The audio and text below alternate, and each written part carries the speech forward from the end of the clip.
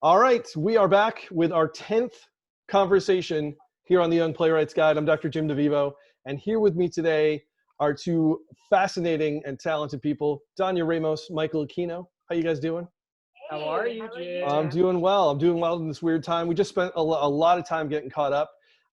Pretty much like everybody who I've interviewed so far in the series. I've worked with Michael and Dania over a series of years. I don't think we probably want to talk about the number at this point because it keeps growing, right? But we began in theater working with Young Playwrights.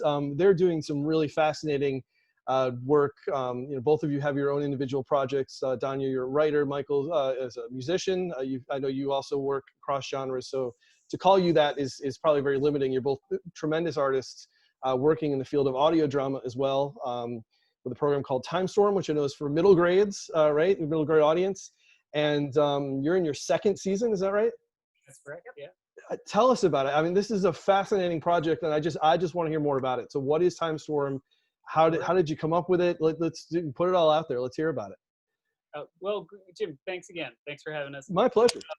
So Timestorm is as you mentioned, is a podcast.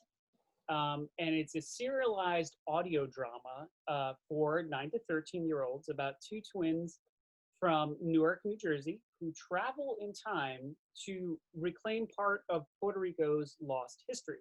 Now, we're both Puerto Rican, so that's our personal connection to creating it.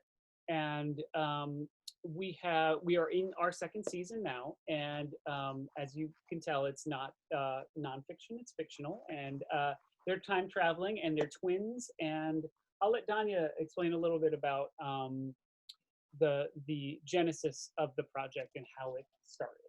So yeah, I'm excited to be here, Jim, with your Young Playwrights speaking to them. And I just want to give a shout out that Michael's half Puerto Rican. He has Cuban in him too. I do, yes, yes. That's right. So Timestorm, this is actually a story. I hope I don't go too long with this, Jim. No, you cannot go too long with this. But I think, but Dania's going to make some points that I think will be very, very relevant to young playwrights. So, yeah. Absolutely. Yeah. So I'm a playwright as well. I write for the stage. And a few years back, I had applied for a contest through King University. There's something called the Liberty Live competition, playwriting competition. That's right. And yes, so it's actually really great, a real program. I think it's still going on if you want to apply this year.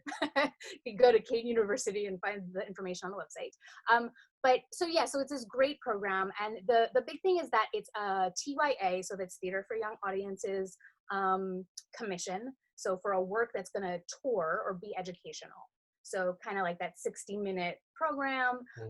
And the main thing that they ask is that it has to deal with New Jersey history. So I got a whole proposal together. I did a bunch of research, and the main idea for that proposal that I wrote was twins from New Jersey who were Puerto Rican, who were from New Jersey, who find out about Emilio Carranza, who was actually an actual Mexican aviator who was returning to Mexico. He was kind of like the Charles Lindbergh of Mexican aviation. So he was returning to Mexico. He was over the Pine Barrens, and his plane was struck by lightning during an electrical storm, and his plane crashed, and he in the Pine Barrens. And you can actually go there. There's actually a monument in the middle of the Pine Barrens. Yeah, it's really wild. But that's an aside. Yeah, and okay. There used to be an annual celebration. They had, Mexican ballet dancers. It was a whole, like this, South Jersey community embracing this Mexican aviator and kind of claiming him as a hero. Oh, wow.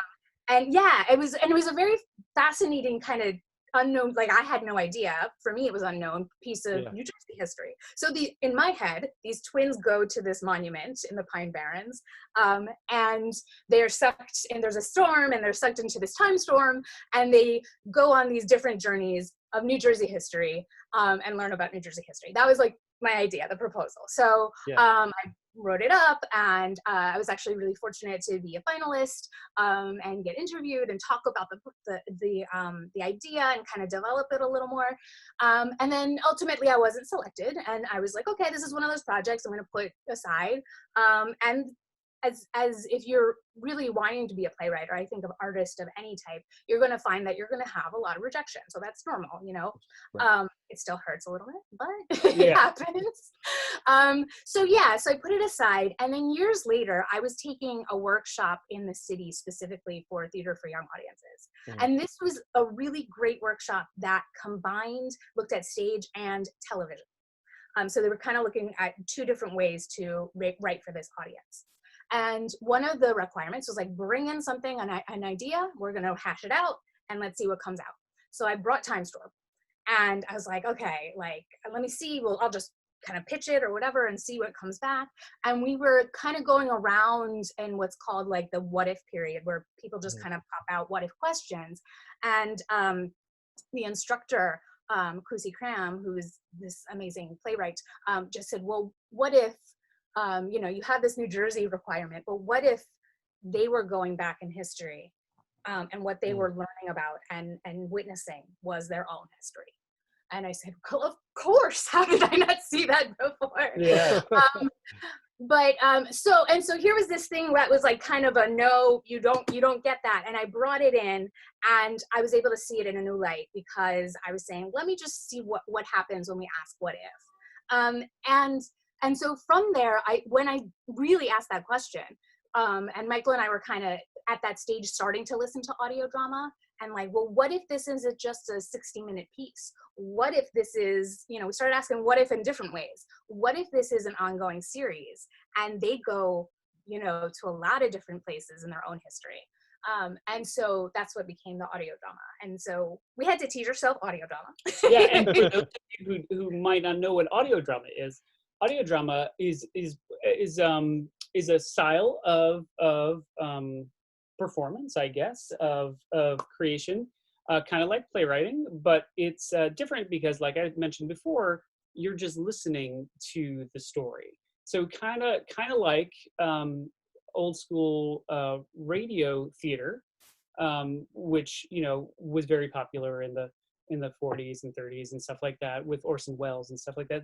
This has kind of created a new resurgence, back in the early aughts, and even before that, it was starting to come about again, and really has made this really huge flourish between like 2010 maybe and now, where it's kind of like people will say audio, like movies for your ears or TV shows for your ears. So you're really kind of, and what's amazing about audio drama is that it allows the listener to create what everything looks like in their own heads.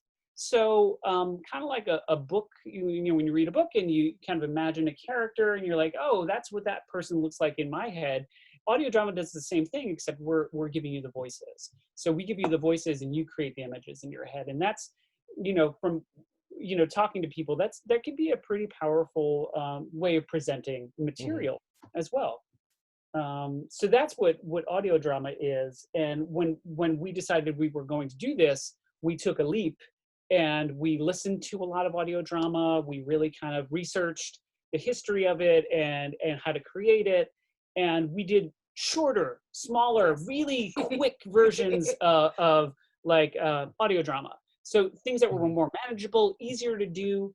And that's how we started learning it. We didn't jump into a serialized 2-season piece right off the bat. We said, okay, how do we start to learn this? And we just got friends together. We decided, we had these 2 stories we wanted to tell. We told them in short bites very quickly, and it got us to really understand the medium more. Right? Absolutely. Yeah. And then when we felt like we had that within our grasp, we were like, let's create this piece that Dania had, put away in a shelf, and let's start creating it. Yeah. And we just started creating it with, the notion of let's just create it. And, we know it's personal to us and we hope we'll get an audience. And November of 2018, right? 2018. No, 18. 18, yes. 2018, we applied to this program by Google, that was presented by Google, and PRX, which is public radio exchange, And they partnered to create this accelerator program for diverse voices in podcasting. And we were like, well, we had started Timestorm already. They were looking for things that were new. And we said, well, we don't know if we're going to apply because we've already started. But we said, you know what? And this is a really great message for all you young listeners out there. We said, you know what? Let's submit and let them decide that they don't want us in it.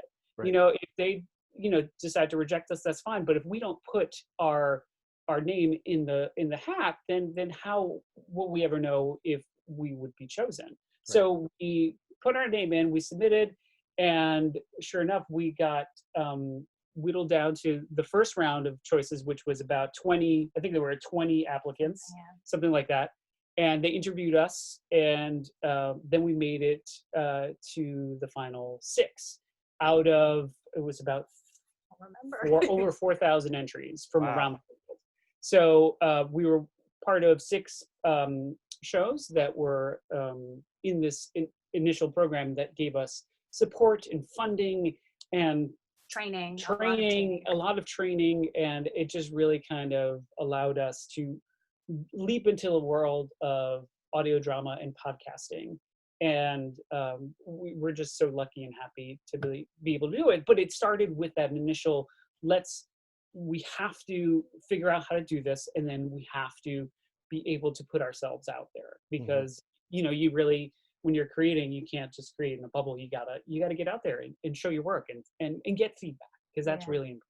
And get rejected, because you never know. Yeah, absolutely. What happens with those projects? Yeah. Well, it's great to hear too that it's rejection is not the end, right? The no is never the end, and this is a great example of it, especially Dania, with you talking about how it was for one project and then it just became something else. Almost like it almost sounds like it's had 3 different lives to get to this point, which is great.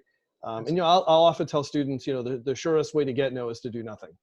So if like you're saying here, that let them decide. Yeah. So absolutely. Yeah, that's great. So how did you get to this point of creating this work? I mean, you've talked about the project itself, but what's the journey that each of you have taken creatively to come to the point now where you're creating the work that you are? So I went to undergraduate school studying acting.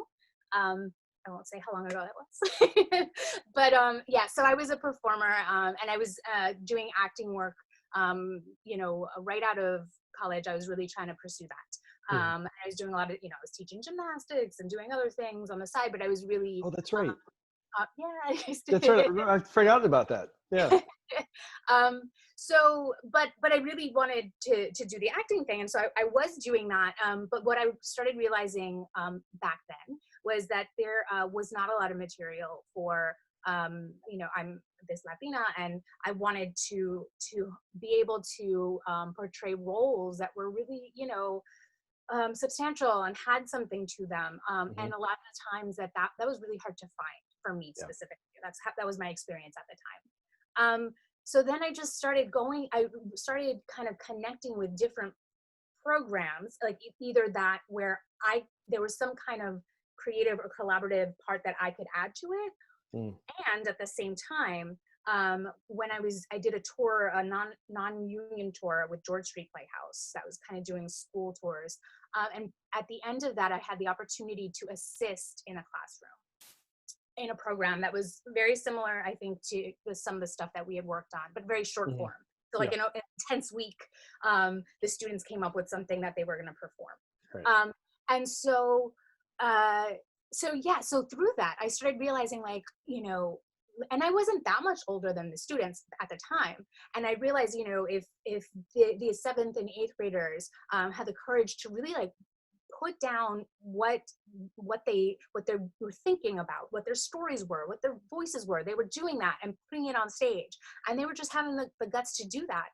I was like, oh, okay, let me try that. And so I started writing plays, and so, in the beginning, it was, I was doing it and then trying to read a lot of plays, and, and I had this experience as an actor, and as an actor, you read plays differently than as a writer. And I think all of that is actually valuable to you as an artist as a whole, like being able to kind of come to theater or any art form from different perspectives is always really good tool to have. So yeah, so I started writing, and then that slowly shifted over, and that was really my focus. I started realizing that for me, I was became less interested in the acting and really interested in getting those stories down on the page. And so I went to graduate school for writing, and what I thought was going to be plays. And I ended up actually writing a children's book, a middle grade book from that, so yes, I'm the author of 2 middle grade books. And so, and to me, just to kind of like wrap all of that up, because I've been talking for a while, is like something that's come back for me that I've always tried to just kind of follow is that notion that if you're me as a storyteller, if there's a story inside me, I don't necessarily have to, say like, this is what the story is, and this is where it's going to fit, and this is going to how it's going to be told. I have to let myself like be open to whatever it's going to be. And so I came and I'm like, a playwright. And then I was like, oh, this story does not want to be a play. It wants to be a book. It wants to be a novel. So I'm going to write that novel. And then, when this opportunity came up for Timestorm, and I was like, this doesn't want to be theater for young audiences 60-minute play. It wants to be long form audio drama. And so that's kind of how the big long story of how I got to where I am. And for me, it was, we went to undergraduate theater school together at Montclair State. And we did that, and I was a professional actor for about 10 years. And then I just had a really kind of tough experience. That was my last kind of theatrical experience, where I had a contract for about 7 months, and I ended up really harming my voice. And kind of reevaluated what I wanted to do, and whether I wanted to continue to be an actor, or if I wanted to, this prospect of a full-time job was coming up, and I decided I was going to take the full-time job and kind of let acting go. I didn't say it was like that was it, but I just said I'm going to take this break. And that break ended up being a 10-year break, in which I decided, during those 10 years while I was doing that full-time job, I was really kind of learning the process of recording music, because I was always into music, and I was learning the process of recording music and creating my own songs and my own compositions. And I'm saying this because it gets to where we are now, where 2 years ago, I decided I was going to leave my full-time job to go back into being a full-time creative person, which was a very tough leap, especially when you're older, to be able to say, I'm going to take this, have this full-time job that's wonderful, but I'm going to take this leap right now because this is, I'm at the point in my life where I want to leap, and I want to know whether or not I could do the things that I dreamed of, that I might not have been able to do. And I was like, this is the time now. Let me do it. I can always go back to a full-time job. Let me do this now. And I left, and that's when we decided we were going to go into audio drama. And, we have been really lucky to be able to, get the support and get the funding and get the training to be able to make this essentially a full-time job for us, and that's, we're very lucky to have that opportunity. And I'm just going to add and pop in here. Mike was just working several hours on this episode that is going to be coming out in a couple weeks.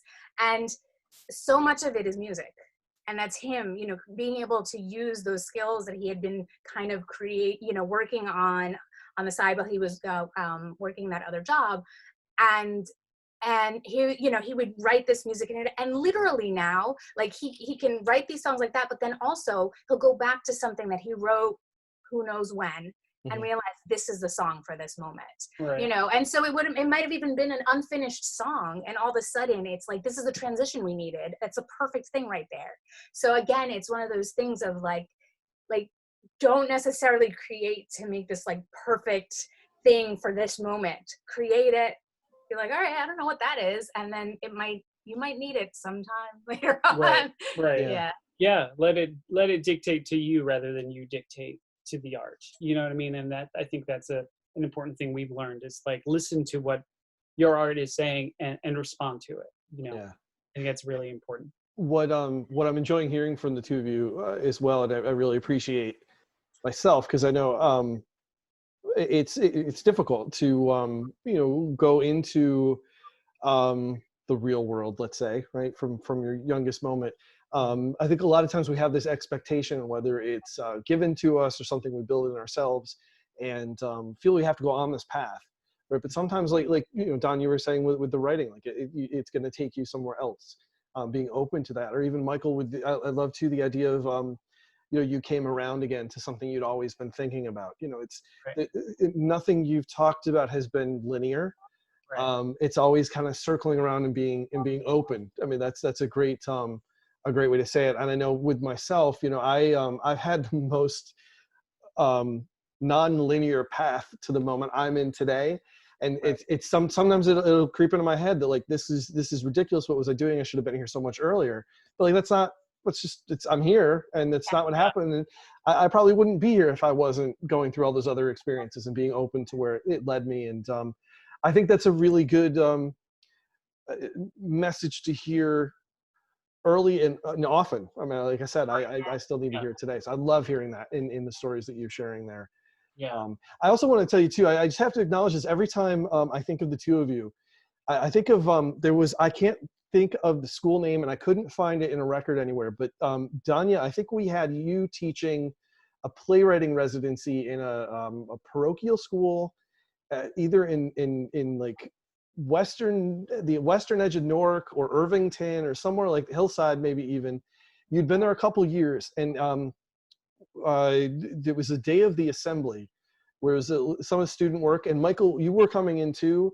And I remember coming in to see the work. You had a couple other actors there that I think maybe the theater had sent in, or you had maybe you had recommended them or something. But I remember you were kind of getting set up, and then suddenly I saw, Michael, I think you took out your guitar, and then one of the other actors had a drum, and it just was like, it became just this experience. Yeah. Of plays and words that the children had written, that was certainly performed on stage, but it brought in all these other elements, and it was fascinating. And it was probably maybe not the first time I'd ever experienced something that wasn't like a straightforward, again talking linear, right? Not like a straightforward play or what that expectation is. It wasn't the first time. It was really the first time it was moving for me, and I kind of felt like this is really need to explore this, and bring in some of these other elements and start to break the mold a little bit. So I just, as I was anticipating having, meeting with you guys today, I kept thinking about this moment. And I think of that often when I think of the two of you. So I wish I could remember that. Yeah. I wish I could too. It was a long time ago. Yeah. and I don't think the school's open anymore either. So I think that's why I couldn't quite connect to it. But Yeah, there's been so many. I mean, the assemblies we've done with I'll speak for myself with the program. It's just been so amazing.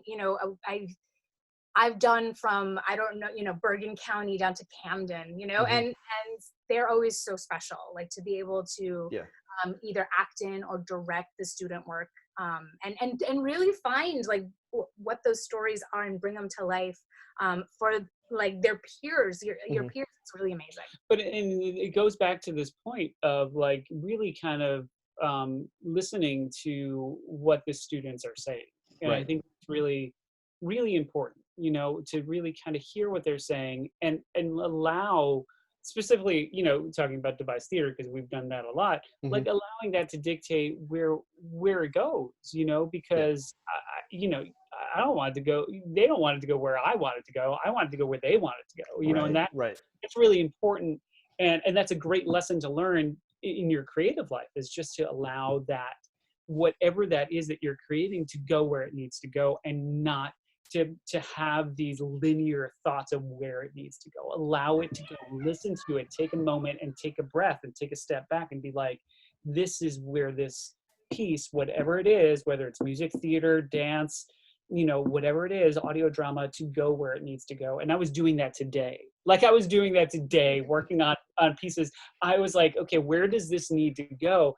And like taking a moment and taking a step back and being like, okay, I'm going to use this piece of music here that I didn't think I was going to use. You know, I'm going to Right. use this because it's the right thing to use in this moment, because that's what it's telling me.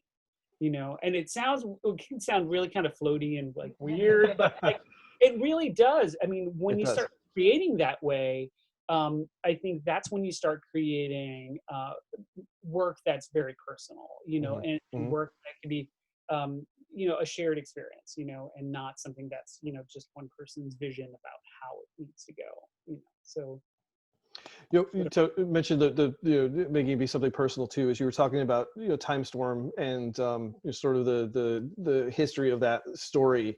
And at one point too, you start off by saying it's fiction. Is there an element though of nonfiction in that for you? Like, did you? We all relate to the characters and the stories that we create somehow. I mean, it could be small, it could be large, but with a story like that and exploring, you know, heritage and history and was this something you maybe had been a part of you for a long time, or I mean, how did you come to that specific idea, other than the what if, you know, which is also, I'm glad we got that on recording too, because that's a fascinating exercise for everybody to do. But absolutely. Yeah, I mean, well, so there's a couple answers. There's like, in some sense, it can be, it's not necessarily nonfiction, but we do actually, the twins meet actual historical figures. So there's that.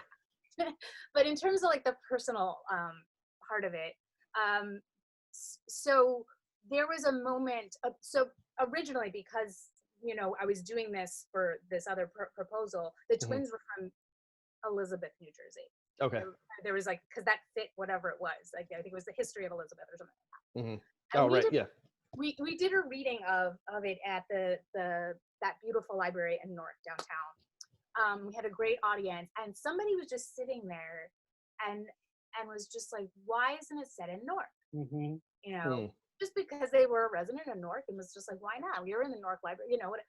And that night, I was like, why isn't it set in Newark? You know, growing up, my father had an auto parts store in Newark, you know, and my grandmother who took care of me after school many days, she was in Newark. You know, I lived there for a little bit, you know, and my mom worked in the Newark Board of Education, and I teach.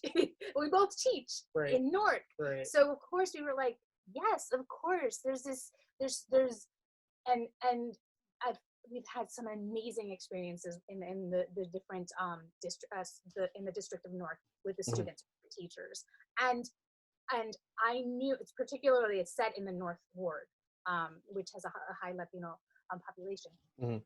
And when we made that decision, we were like, let's bring this community and celebrate. Like, this family lives there, and I've had family that lives there. Let's celebrate this. And Michael, of course, you know, grew up in Union City, so he was able to speak to that. And right, yeah, and I think for me, you know, I musically and tonally, I definitely bring my experience being, you know, a Latino, growing up Latino in Union City, which is a, you know, an urban city in northern New Jersey. I bring that experience. I always have that in my head when I'm creating and creating towards what I feel like, you know, would speak to me, you know, then, you know, I always try to keep that in mind. Speak to me then, but now, you know what I mean? Like, trying to keep it very, very modern and not, you know, when I was growing up, but keeping that voice in mind, keeping that younger Michael voice in mind is important for me. Yeah. And I think, you know, there are a couple of things that came up naturally, like that weren't planned. Like, there's one mini-sode that I don't know, it wasn't in the mini-sode. It was in a later episode. There's a character of Sonia, and who doesn't speak fluent Spanish. And so there was this kind of thing that came out of that was like a very natural thing. That was like a conversation that the cast was having of, like, you know, language and stuff. And we were all talking about it and how we felt about it. And so all of a sudden we were like, well, let's give that moment to one of the characters in there. And so Janelli and Sonia have this conversation, and this thing happens where a girl kind of walks by and makes a comment. And so we were able to kind of put that real life situation into the character, like in this one scene with these characters.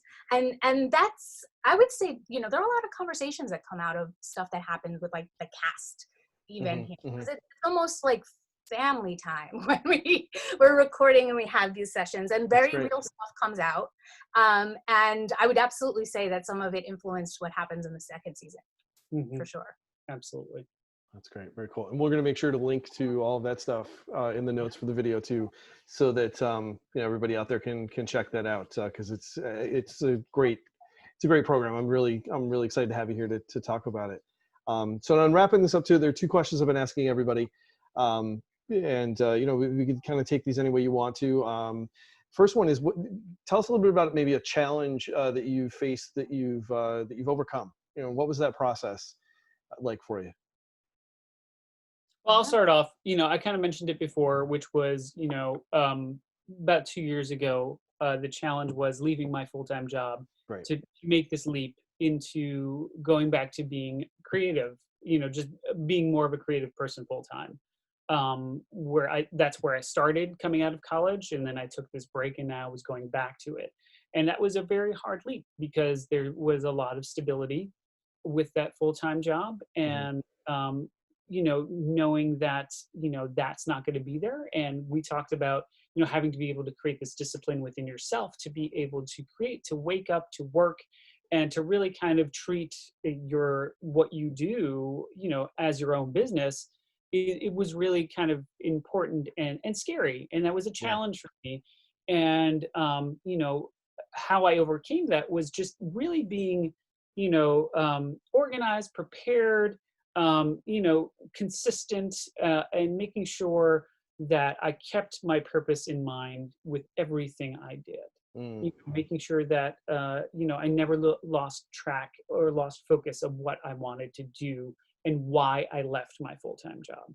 Because I think if I did, then I feel like that could have unraveled and gone somewhere really bad. But with the fact that I just kept focused and I kept my eye on what I wanted to do, allowed me to take this challenging moment and to make it something that, I'm so happy I was able to do, and I'm excited for the future of, Timestorm, and to see where, because this is still relatively new for me, it's only been about 2 years since I left that job, to see where this all goes and how this all develops in this new phase of my life. So that's, a new challenge, and maybe some a challenge that is very similar to some of what your, students or listeners or watchers may be going through, and it continues to happen in your life. So, and it's good to remember that, many people have done it before, and you can do it. So I have an ongoing challenge. I'm a bit of an introvert. And so sometimes, like something like a thing like this, or speaking, off the cuff, and I will get very nervous, or am I saying the right thing, or what would I sound like? What are they going to think?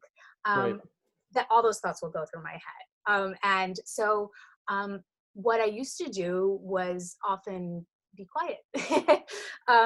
And I started realizing that, and I would be in situations, and sometimes I would be in situations where I was in a room or in a situation where I would feel like I was the other, whether I was the only woman or the only Latino or whatever I felt like I'm the only one here, or I'm the only one who feels this way about this thing. And if I speak up about this and I'm outnumbered, and they think I'm, a fool or whatever, I'm not going to sound really smart or something, it's better just to not speak, and so I'd been that way for a really long time. And I think, this is something I struggle with a lot, to this day. I think sometimes I can fall back and be like, I'm not going to say anything because I don't feel confident in it. But I realized that sometimes it's really important to say what you are thinking, because, well, especially in the arts, you don't want a room full of everyone saying the same thing. How do you create something that's rich and different and unique? Sometimes the best thing is to be the person in the room who might be bringing up a different perspective. Say it. And if you really believe it, and it's valid, go for it. There's nothing wrong with saying it, even if they do look at you and think, what is she saying? Yeah, no, so I think that is something that has been an ongoing struggle. And every day I deal with it, and I come to it new, and I still try to speak up. That's great. That's Yeah. great. You said so many great actionable things, but I always like to leave with the last question of, if there's one piece of advice you would give to a young person out there in the middle of a creative project, looking to start something, just, you know, young creator out there, what's one piece of advice you might give to them generally? Well, I can say, I can look whoever is out there in the eye and just say, whatever you're thinking, whatever you creatively are passionate about, I think you should do it. And your voice is important. Let no adult tell you that it is not. Your voice is important, and it is really important right now at this time where, you know, you're going through a lot, you know, and you're trying to figure out what everything means right now. You know, it's a world that's kind of on its head, and I think your voices right now are so important. And I think whatever medium it is, playwriting, music, dance, theater, you know, basket making, whatever it is, I think explore it, and please share it, and never ever stop sharing it. I think that is my passionate plea for any young listener out there, is to share your voice and never let anybody stop you from sharing it. Oh, second that wholeheartedly. Yeah, absolutely. I agree with that so much. And I'll say, you know, I'm going to throw on top of that something that's really important, I think, that we've found. When you're creating with others, and you can trust them, and you can support each other, that's so important. So support, find that kind of that group that you can really trust, that you can get feedback from, that you can say, I'm trying this, can you listen, can you watch, can we try something together? So find the people who you can trust, support them, and then hopefully you can and let them support you back, because collaboration is key in the arts. And when you're going through a tough time, those are the people who are going to help you get through it. So I think, you know, we've found we're very lucky in the kind of family that we've been able to create around Timestorm, and it's really helped us to kind of, this is why we're doing this. So yeah, those people will be so important to you in your development process, because they'll be the ones that can really, you know, trust falls, you know, they'll be the people that you can trust fall into, and they'll be there to catch you. And that's important to have those people. That's great.